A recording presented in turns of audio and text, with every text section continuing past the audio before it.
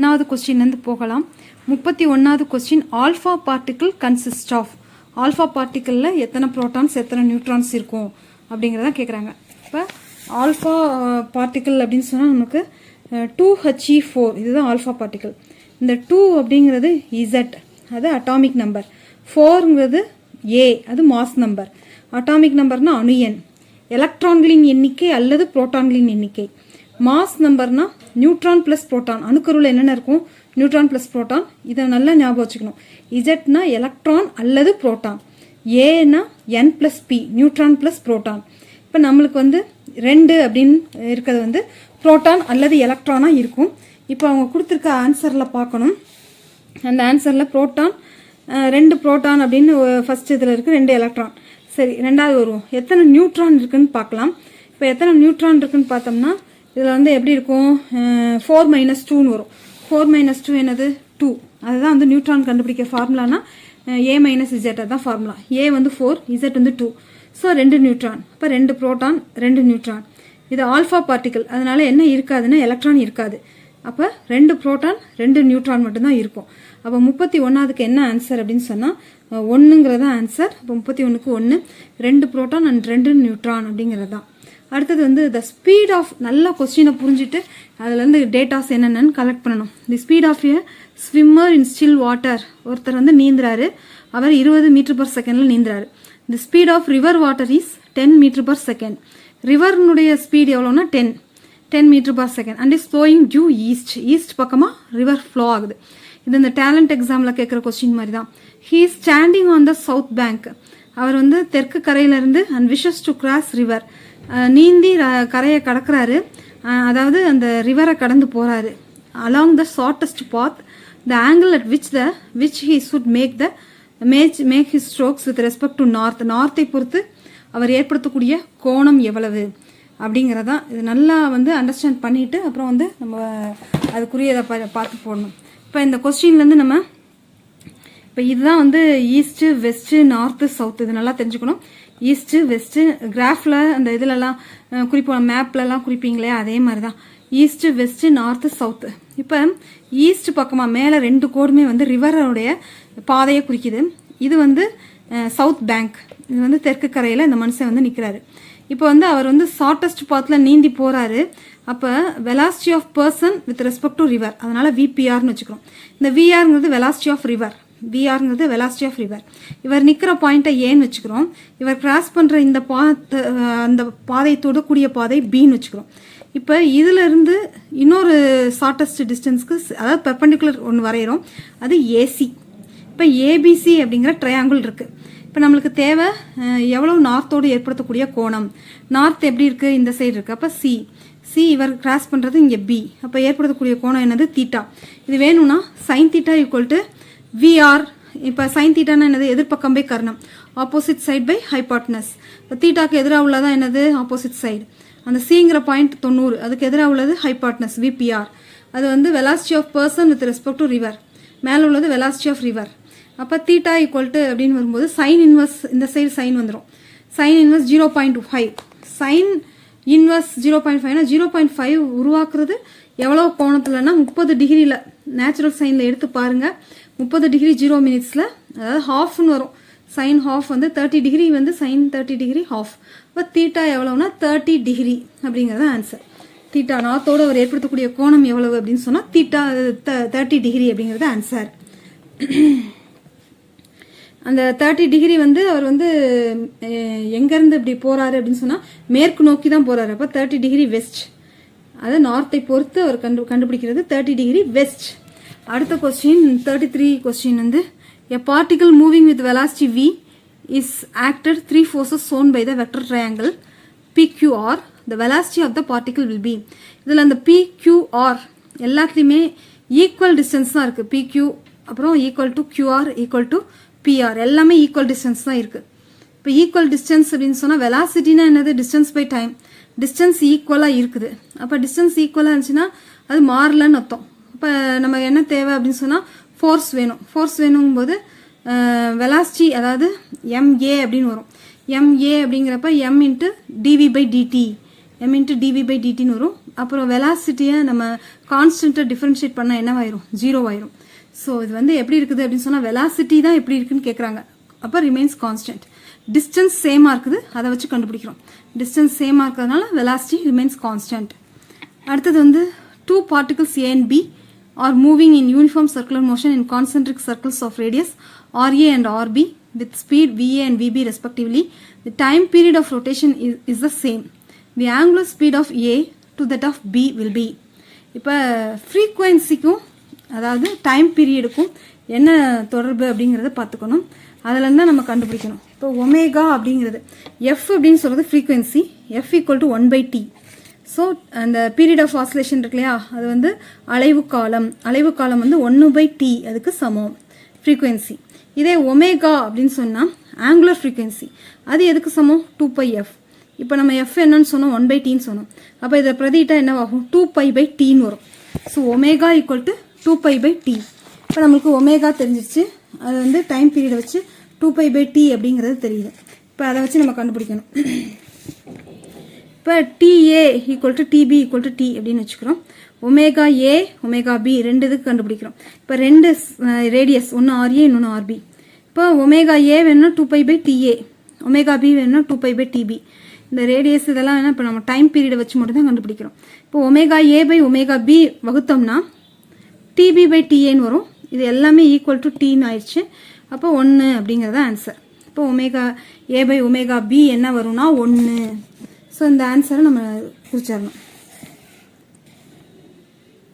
இப்போ 1:1 34க்கு வந்து 4ங்கிறத ஆன்சர். 1:1 அதை தான் வகுத்தோம்னா 1:1. அடுத்தது a block of mass 10 kg is in contact against inner wall of a hollow cylindrical drum of radius 1 meter. ஒரு hollow cylindrical ட்ரம்முக்குள்ள ஒரு black of mass வந்து 10 kg mass வந்து உள்ளே இருக்கு. அந்த சிலிண்ட்ரிக்கல் ட்ரம்முடைய ரேடியஸ் 1 மீட்டர். இப்போ வந்து கோஎஃபிஷியன்ட் ஆஃப் ஃப்ரிக்ஷன் ரெண்டுக்கும் உராய்வு, பிளாக் ஆஃப் மாஸ்க்கும் அது ஒரு குறிப்பிட்ட அளவு நிறை இருக்குது, அதுவும் அந்த ட்ரம்முக்கும் இடையே உள்ள coefficient of friction between block and inner wall வந்து எவ்வளவு அப்படின்னு சொன்னால் 0.1ன்னு கொடுத்துருக்காங்க. The minimum angular velocity needed for the cylinder to keep the block stationary. Minimum angular velocity அந்த பிளாக்கை வந்து நிலையாக வைக்கிறதுக்கு ஒரு மினிமம் ஆங்குலர் வெலாசிட்டி வேணும். இந்த cylinder is vertical and rotating about it access. Cylinder வந்து அப்படியே சுற்றுது, ரொட்டேட்டிங் அபவுட் இட் ஆக்சஸை பொறுத்து சுற்றுது. இப்போ நம்ம அதை கண்டுபிடிக்கணும். இப்போ வந்து இந்த மாதிரி சிலிண்ட்ரிக்கல் ட்ரம் இருக்குது, அதுக்குள்ளே பிளாக் ஆஃப் மாஸ் இருக்குது. இப்போ இதை வந்து நம்ம ஈக்குலிபிரியம் கண்டிஷன் படி போடணும். போடும்போது இப்போ மேல் நோக்கிய ஃபோர்ஸ் வந்து FL, அது எதுக்கு ஈக்குவலாக இருக்கணும், கீழ் நோக்கிய ஃபோர்ஸ் MGக்கு ஈக்குவலாக இருக்கணும். இப்போ நமக்கு வந்து எப்படி இருக்குதுன்னா மேல் நோக்கிய ஃப்ரிக்ஷன் தான் அதிகமாக இருக்குது. So FL is greater than R equal to MG அப்படிங்கிற அந்த ஃபார்முலா படி எடுத்துக்கிறோம். FL is greater than R equal to MG. இந்த FL அப்படிங்கிறது ஃப்ரிக்ஷனல் ஃபோர்ஸ். இப்போ இந்த ஃப்ரிக்ஷனல் ஃபோர்ஸ் வந்து என்னென்னா அது எதுக்கு ஈக்குவல் அப்படின்னு சொன்னால் μNக்கு ஈக்குவல். ஃப்ரிக்ஷனல் ஃபோர்ஸ் எதுக்கு ஈக்குவல், μNக்கு ஈக்குவல். இந்த N அப்படிங்கிறது ஒரு ஃபோர்ஸ், ஒரு புஷ் அப்படிங்கிறது ஒரு ஃபோர்ஸ் தான். அந்த N எதுக்கு ஈக்குவல்னா mv²/r, mv²/r. ஸோ இப்போ நம்மளுக்கு என்னென்ன தெரிஞ்சிட்டோம் அப்படின்னு சொன்னால் FL அப்படின்னா μNக்கு ஈக்குவல், அந்த N எதுக்கு ஈக்குவல் mv²/r. அந்த Vங்கிறது நேர்கோடு திசைவேகம், அதை கோண திசைவேகமாக மாற்றினா ஒமேகா/rன்னு போடணும். இங்கே ஸ்கொயரில் இருக்கிறனால ஒமேகா²r² போடுறோம். ஸோ கேன்சல் ஆயிடுச்சுன்னா mr ஒமேகா² வரும். அப்போ அந்த Nக்கு பொதுவாக போடுறோம் mr ஒமேகா². இது ரொட்டேஷனல் மோஷனில் இருக்கிறதுனால அதை வந்து mv²/rலேருந்து mr ஒமேகா² கொண்டு வரும். இப்போ ஒமேகா தான் வேணும், இந்த ஸ்மால் m கேன்சல் ஆயிரும். √g/r mu. இந்த மியூ உராய்வு குணகம், coefficient of friction 0.1. Radius of the drum எவ்வளவு அப்படின்னு சொன்னால் 1 மீட்டர். ஸோ அதெல்லாம் பிரதிடுறோம். இந்த ஜிங்கிறது ஆக்சலரேஷன் டியூ டு கிராவிட்டி, அது 10. ஸோ அதை பிரதிட்டோம்னா 0.1 10⁻⁻1ன்னு எடுத்துக்கிறோம். அதுக்கப்புறம் அது மேலே கொண்டு வந்தால் 100, அதை வந்து ரூட்டை விட்டு வெளியே எடுத்தால் 10 rad/s. 10 rad/s answer. ஆறாவது question, 2 parallel infinite line charges with its charge density plus lambda coulomb/meter and minus lambda coulomb/meter are அதாவது எவ்வளோ டிஸ்டன்ஸில் இருக்குது அப்படின்னு சொன்னால் 2r are placed at a distance of 2r in free space. What is the electric field midway between the two line charges? ரெண்டு line சார்ஜஸ்க்கும் நடுவில் என்ன electric field உருவாகும் அப்படின்னு கேட்குறாங்க. எலக்ட்ரிக் ஃபீல்டு இப்போ ஃபஸ்ட்டு வந்து லீனியர் டென்சிட்டி அப்படின்னு சொன்னால் என்னது, அதாவது λ/2 2 pi epsilon naught r அதுதான் வந்து லீனியர் டென்சிட்டி. நீளத்தை பொறுத்து மின்புலத்திற்கான கோவை இதுதான். இப்போ இது வந்து லீனியர்னா நீளத்தை பொறுத்து. இப்போ ஃபர்ஸ்ட் லெசனில் இருக்குது +2ல் E vector equal to 1/4 pi epsilon 2 pi epsilon naught 1/2 pi epsilon naught lambda by r. நம்ம வெக்டர் சிம்பிள் தேவையில்லை, அதனால் ஆர் கேப்லாம் வேணாம். 1/2 pi epsilon naught lambda by r. இப்போ ரெண்டு இதுக்கு நடுவில் உருவாகுது அப்படிங்கிறாங்கன்னா, அப்போ அதுக்கு வந்து எப்படி இருக்கணும்னா ரெண்டு பிளேட்டுக்கு நடுவுலங்கும்போது ப்ளஸில் இருக்கிறது அவுட்வேர்டாக இருக்கும், ப்ளஸில் இருக்கிறது இந்த மேலில் இருக்கிறது அவுட்வேர்டாக இருக்கும், மைனஸில் இருக்கிறது இன்வேர்டாக இருக்கும். ஸோ ரெண்டுமே எப்படி இருக்குதுன்னு சொன்னால் ஒரே டைரக்ஷன். ரெண்டும் ஒரே டைரக்ஷன்னால ரெண்டு லீனியர் டென்சிட்டி என்ன பண்ணணும்னா உருவாகக்கூடிய மின்புலத்தையும் கூட்டணும். ரெண்டு லீனியர்னாலே உருவாகக்கூடிய மின்புலத்தை கூட்டணும். அப்போ கூட்டும்போது என்ன ஆகும் அப்படின்னு சொன்னால், அதாவது ஃபஸ்ட் இதுக்கு 1/2 pi epsilon naught r I cap, அடுத்ததுக்கும் அதே தான். கூட்டும்போது lambda by pi epsilon naught r I cap Newton per coulomb, lambda by pi epsilon naught r I cap அப்படின்னு வரும். இப்போ அடுத்த கொஸ்டின் போகலாம். இப்போ 37வது கொஸ்டின் போகலாம். 2 point charges A and B having charges plus Q and minus Q respectively are placed at certain distance apart and force acting between them is F. If 25% charge of A is transferred to B, then force between the charges become. First வந்து coulomb ஃபோர்ஸ்க்கு என்ன formula? kq²/r². kங்கிறது 1/4 pi epsilon நாட்டுக்கு equal. அப்போ kq²/r²ங்கிறதா coulomb force. 25% charge வந்து ஏலேருந்து பிக்கு போகுதுன்னு சொன்னால் q minus q/4 என்னது? 3q/4. So இதுக்கும் ஒரு 3q/4, இதுக்கும் ஒரு 3q/4. இதில் சொல்லும்போது -3q/4 அப்படின்னு சொல்லுவோம். திருப்பி நம்ம பிரதியிடும்போது kq²/r²ன்னு வரும்போது நம்மளுக்கு அந்த 3q/4 the whole square, அப்போ அந்த மைனஸ்லாம் என்ன ஆயிரும், ப்ளஸ் ஆயிரும். ஸோ டிவைடட் பை r²ன்னு வரும். நம்மளுக்கு இப்போ என் மதிப்பு மேக்னிடியூட் மட்டும்தான் வேணும், அதனால் அந்த வேல்யூ மட்டும் எடுத்துக்குவோம். 3q/4 the whole square by r²ன்னு எடுத்துக்கிறோம். 3 ஸ்கொயர் பண்ணால் 9, 4 ஸ்கொயர் பண்ணால் 16. திருப்பி இந்த ஃபார்முலா எப்படி ஆகும்? 9 kq²/16 r²ன்னு வரும். இந்த kq²/r²க்கு பொதுவாக எஃப்னு போடலாம். இந்த kq²/r²க்கு பொதுவாக எஃப் அப்படின்னு போட்டோம்னா 9f/16 அப்படிங்கிறத ஆன்சர். 9f/16. இப்போ அடுத்த ஒன் வேர்டு போகலாம். இப்போ 38வது one word. A small hole of area of cross section 2 millimeters squared is present near the bottom of a fully filled open tank of height 2 meter. ஒரு 2 metre உயரமுள்ள height உடைய ஒரு டேங்க்குக்கு கீழே ஒரு சின்ன ஹோல் இருக்குது. அது எவ்வளவு அப்படின்னு சொன்னால் அதனோட ஏரியா 2 millimeter square. G எவ்வளவு? 10 m/s². The rate of flow of water through the open hole would be nearly. அப்போ அந்த ஹோல் வழியில் வெளியாகக்கூடிய தண்ணி ரேட் ஆஃப் ஃப்ளோனா காலத்தை பொறுத்த தண்ணி எவ்வளவு அப்படின்னு சொல்லி கேட்குறாங்க. இப்போ இது வந்து ரேட் ஆஃப் ஃப்ளோ அப்படிங்கிறதுக்கு நம்ம ஃபார்முலா. இப்போ இந்த இதில் வந்து இந்த கீழே தான் இந்த ஹோல் இருக்குது, இது வழியில் தண்ணி வெளியேறுது. அப்போ அது rate of flow of liquid கேட்குறாங்க. இந்த டேங்க்கினுடைய ஹைட் 2 மீட்டர், இந்த ஹோல் வந்து 2 millimeter square. இப்போ Q rate of flow of liquid Q equal to AU. இந்த யூங்கிற வெலாசிட்டி வந்து √2GHக்கு ஈக்குவல். இந்த ஏங்கிறது ஏரியா ஆஃப் கிராஸ் செக்ஷன், இந்த ஹோல்னுடைய ஏரியா 2 millimeter ஸ்கொயர்னு இருக்குல்ல, மில்லிக்கு 10⁻³ அதை ஸ்கொயர் பண்ணால் 10⁻6 மீட்டர் ஸ்கொயர். ரூட்டுக்குள்ளே 2G10H2. இப்போ இதை வந்து பெருக்கணும்னா 20, 22, 40ன்னு வரும். திருப்பி 40ன்னு இருக்கு இல்லையா, அதை வந்து நம்ம ரூட்டை விட்டு வெளியில் எடுக்கிறோம். வெளியில் எடுத்தால் என்னவாகும்? இங்கே 2 ஏற்கனவே இருந்த 2, இதில் 2 2 2ல் ஒரு 2 வெளியில் எடுத்துருங்க. ஒரு 2 வெளியில் எடுத்துட்டு இப்போ இதை வந்து என்ன பண்ணுறோம்னா 10⁻6 அப்புறம் 3.14 அப்படின்னு வருது. 3.14. இப்போ இது எல்லாத்தையுமே பெருக்கினா என்ன வருதுன்னா 12.6 × 10⁻6 மீட்டர் கியூபர் செகண்ட் அப்படிங்கிறது தான் வந்து rate of flow of liquid அப்படிங்கிறதுக்குரிய ஆன்சர். 14ங்கிறது √10க்குரிய வேல்யூ. √10க்குரிய வேல்யூ எடுத்தோம்னா 3.16, அதாவது 3.14. அப்போ அதுதான் எடுத்துக்கிறோம். ஸோ இது எல்லாத்தையும் பெருக்கணும்னா இந்த மாதிரி வருது. 12.56 × 10⁻6ன்னு வருது. இந்த 5 6 12.6 அப்படின்னு ஹோல்ட் பண்ணுறோம். அந்த ஆன்சர் என்ன இருக்குதோ அதுக்கேற்ற மாதிரி ஹோல்ட் பண்ண தெரியணும். அந்த ஆன்சருக்கு ஏற்ற மாதிரி 12.56ன்னு இருந்தால் அப்படியே விட்டுறணும். ஸோ இது அடுத்த கொஸ்டின் பார்ப்போம். இப்போ இந்த மாதிரி சர்க்கியூட் இருக்குது. இந்த சர்க்கியூட்டில் வந்து என்ன பண்ணுறாங்க அப்படின்னு சொன்னால் Boolean operations represented by the circuit diagram drawn அப்படின்னு கேட்குறாங்க. இப்போ இந்த இதில் வந்து எப்போ வந்து அந்த லைட் வந்து க்ளோ ஆகும் அப்படிங்கிறத பொறுத்து எத்தனை ரெசிஸ்டன்ஸ் இருக்குன்னா 2 ரெசிஸ்டன்ஸ் இருக்குது. ஸோ அந்த 2 செட் ஆஃப் மேலே வந்து ஒரு ஏ அது வந்து ஓப்பனில் இருந்துச்சுன்னு சொன்னால் 0, க்ளோஸ்டாக இருந்துச்சுன்னு சொன்னால் 1. இப்போ இந்த மாதிரி சர்க்கியூட் வந்து இருந்துச்சுன்னா எப்படி என்ன கேட் அப்படின்றது இருக்குது. இப்படி இருந்துச்சுன்னா ஆர் கேட் இந்த மாதிரி இருந்துச்சுன்னு சொன்னால் ஸோ இது வந்து ஒரே இதில் வந்து அதுக்கப்புறம் பேட்டரியோடு வந்திருக்கணும். அதுக்கப்புறம் அந்த கேட்டுக்கு வந்து இப்படி இருக்கணும். ஸோ நம்மளுக்கு இருக்கிறது வந்து 1/1 இப்படி கீழே இருக்குது. ஸோ அந்த அண்டினுடைய இன்வெர்ட்டு தான் நேண்டு. அந்த நேண்டு கேட்டுக்குரிய சர்க்கியூட் டயக்ராம் மாதிரி இருக்குது. இப்போ அண்டுனா பெருக்கும், நேண்டுனா பெருக்கி இன்வெர்ட் பண்ணும். இப்போ இந்த 0 0ன்னு வரதை 0 0ன்னு வந்துச்சுன்னா அது 0 × 0 0ன்னு வந்துச்சுன்னா அண்டு, 1ன்னு வந்துச்சுன்னா நேண்டு. அதே மாதிரி 0வோட எதை பெருக்கணும் 0ன்னு வந்து அண்டு, அதில் 1ன்னு போட்டோம்னா நேண்டு. அப்போ இது என்ன கேட்டுக்குரியது அப்படின்னு சொன்னால் நேண்டு கேட்டுக்குரியது. இது என்ன கேட்டுக்குரியதுன்னா நேண்டு கேட்டுக்குரியது. அடுத்தது வந்து 40th one word. In which of the following process heat is neither absorbed nor released by a system? வெப்பம் வந்து உள்ளேயும் வெளியேயும் போகாது அப்படின்னு சொன்னால் அது என்ன சிஸ்டம் அப்படின்னு கேட்குறாங்க.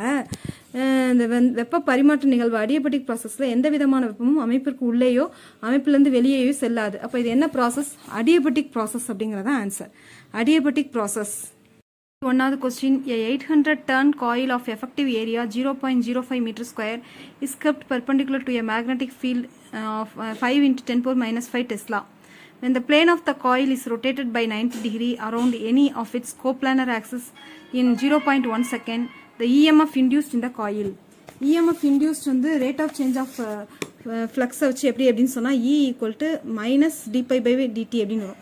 இது வந்து ஃபாரடே லா அப்புறம் லென்ஸ் லா வந்து சொல்லும்போது E = என்ன வரணும் அப்படின்னு சொன்னால் -dπb/dt அப்படிங்கிறதான் ஃபார்முலா.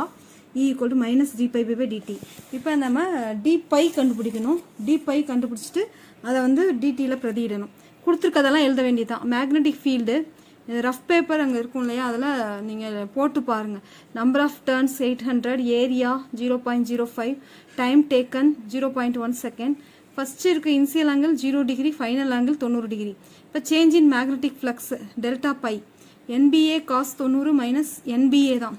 NBA cos 0 இங்கேயும் என் தான் வரும் மைனஸ். காஸ் 0 வந்து 1, காஸ் 90 0, ஃபஸ்ட்டு டேர்ம் போயிடும். இப்போ காஸ் 0 1ங்கிறது மைனஸ் NBA மட்டும் இருக்கும். இப்போ number of turns 800, B 5 × 10⁻⁵, A வந்து ஏரியா 0.05, இது எல்லாத்தையும் பெருக்கணும்னா -2 × 10⁻³ வெபர். இதை பிரதியிட வேண்டியது தான். -dπ/dtயில் பிரதியிடணும். -2 × 10⁻³ இதில் ஒரு மைனஸ், ஃபார்முலாவில் ஒரு மைனஸ். டிடி வந்து 0.1 செகண்ட். ஸோ இது எல்லாத்தையும் வகுத்தோம்னா 0.02 வோல்ட். 0.02 வோல்ட்டுங்கிறதா ஆன்சர். அடுத்தது இப்போ இந்த மாதிரி கொடுத்துருக்காங்க 0.02 வோல்ட். அடுத்து the radius of the circle, the period of revolution, initial position and sense of revolution are indicated in the figure. இப்போ இதில் வந்து இந்த இடத்துல டைம் t = 0ங்கும் போது மேக்ஸிமம் டிஸ்பிளேஸ்மெண்ட் ஆகுது. இந்த டைம் பீரியட் எவ்வளோனா 4 செகண்ட். இது ரேடியஸ் எவ்வளோனா 3 மீட்டர். ஸோ இது வந்து டைம் t = 0ங்கும் போது மேக்ஸிமம் ஆகுது அப்படிங்கிறத வச்சு so time t = 0, y is displacement is maximum. So equation will be cosine function. அதாவது காஸ் 0 அந்த இடத்துல இருக்கும்போது வந்துச்சு அப்படின்னு சொன்னால் அது கொசைன் ஃபங்க்ஷனாக எடுத்துக்கிறோம். Capital T time period 4 second, ஒமேகாவுக்கு 2π/t 2π/4, அதை எடுத்தோம்னா π/2ன்னு வரும். இப்போ y = a cos ωt. இந்த ஏங்கிறது 3 மீட்டர்னு கொடுத்துருக்கல, அது 3. காஸ் ஒமேகா வந்து π/2t. அப்போ 3 cos π/2t அப்படிங்கிறத ஆன்சர். 3 cos π/2t. அடுத்த question. A parallel plate capacitance of a capacitor of a capacitance 20 microfarad is being charged by a voltage source whose potential is changing at the rate of 3 volt per second. The conduction current through the connecting wires and the displacement current through the plates of the capacitor would be respectively. எவ்வளோ அப்படின்னு கேட்குறாங்க. இப்போ கெப்பாசிட்டன்ஸ்க்கு formula என்னது? Q = CV. அதில் C வேணும்னா Q/V. இது நல்லா தெரிஞ்சுக்கணும். C = Q/V அப்படிங்கிறது ஃபார்முலா. ஸோ அதை நம்ம கொண்டு வரோம். C = Q/V அப்படிங்கிறத கொஞ்சம் எடுத்துகிட்டு மாற்றுறோம். இப்போ C கொடுத்துருக்காங்க 20 மைக்ரோக்கு பதிலாக 10⁻⁶. இப்போ rate of change of potential dV/dtன்னு கொடுத்துருக்காங்க 3 வோல்ட் பர் செகண்ட். இப்போ Q = CVன்னு தெரியுது. இதை டிஃப்ரென்ஷியேட் பண்ணால் தான் அந்த Vயும் dV/dt ஆகும். இப்போ dQ/dt = C dV/dt. dQ/dtனா ஐக்கு சமம். சி எவ்வளோ கொடுத்துருக்காங்க 20 × 10⁻⁶. அப்போ dV/dt வந்து 3. எல்லாத்தையும் பெருக்கணும்னா 60 மைக்ரோ ஆம்பியர். இதுதான் displacement current. ID = IC = 60 micro ampere அப்படிங்கிறது தான் ஆன்சர். 4வது question. In an experiment the percentage of error occurred in the measurement of physical quantity ABCD. ஏக்கு வந்து 1%, அந்த பிக்கு 2%, 3%, அப்புறம் 4%. Then the maximum percentage of error இந்த மெஷர்மெண்ட் எக்ஸ் வேர் இந்த எக்ஸுக்கு கொடுத்துருக்காங்க A², B⁻1/2, C⁻1/3, D³ அப்படின்னு கொடுத்துருக்காங்க. ஸோ அதை நம்ம எடுத்துக்கணும். பர்சன்டேஜ் எரருக்கு இதான் ஃபார்முலா, டெல்டா AM/AM × 100%. இப்போ நம்ம ஒவ்வொன்றுக்கும் டெல்டா வேல்யூ கண்டுபிடிக்கணும். டெல்டா வேல்யூ கண்டுபிடிச்சிட்டு தான் அதை வந்து 100ஆல் பெருக்கணும். இப்போ டெல்டா A/A, டெல்டா B/B இப்படியே வரும்போது இந்த டெல்டா கண்டுபிடிக்கும் போது அந்த பவர்லாம் முன்னாடி கொண்டு வரணும். அப்போ ஏக்கு வந்து பவர் 2ங்கிறதுனால 2 டெல்டா A/A × 100 ப்ளஸ் பிக்கு பவர் 1/2ங்கிறதுனால பவர் 1/2 முன்னாடி கொண்டு வந்துடும். 1/2 டெல்டா B/B × 100.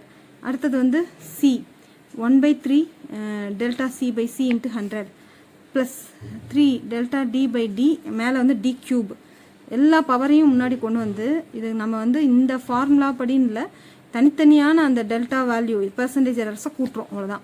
ஒவ்வொன்றுக்கும் உள்ள பவர்ஸை முன்னாடி கொண்டு வந்து /A அப்படின்னு போடுறோம். இப்போ இந்த டெல்டா A/A வேல்யூ 1%. இதுக்கு பிக்கு வந்து எவ்வளோன்னா 2, அடுத்து சிக்கு 3, 4. ஸோ இது எல்லாத்தையுமே அந்த பவர் முன்னாடி கொண்டு வந்தோம்னா அதோட பெருக்க வேண்டியதுதான். ஸோ 2 × 1 2, இதை வந்து 2 கேன்சல் ஆயிரும், 1 ஆயிரும். 3 கேன்சல் ஆயிரும், 1. இதில் வந்து 3 × 4 வந்து என்னவாயிரும் 12. ஸோ 13, 14, 16% இப்போ 16% தான் டோட்டல் பர்சன்டேஜ் எரர் வருது. ஸோ இந்த கொஸ்டினுக்கு என்ன ஆன்சர் அப்படின்னு சொன்னால் என்ன கேட்குறாங்க, next month percentage error occurred அது வந்து எவ்வளவு அப்படின்னு சொன்னால் 16%. Electrical conductor of radius r is carrying a constant current. The plot of the magnitude of the magnetic field B with the distance d from the center of conductor is correctly represented by the figure. இப்போ magnetic field சென்டர்லேருந்து எப்படி இருக்கும் அப்படின்னு சொல்லி கேட்குறாங்க.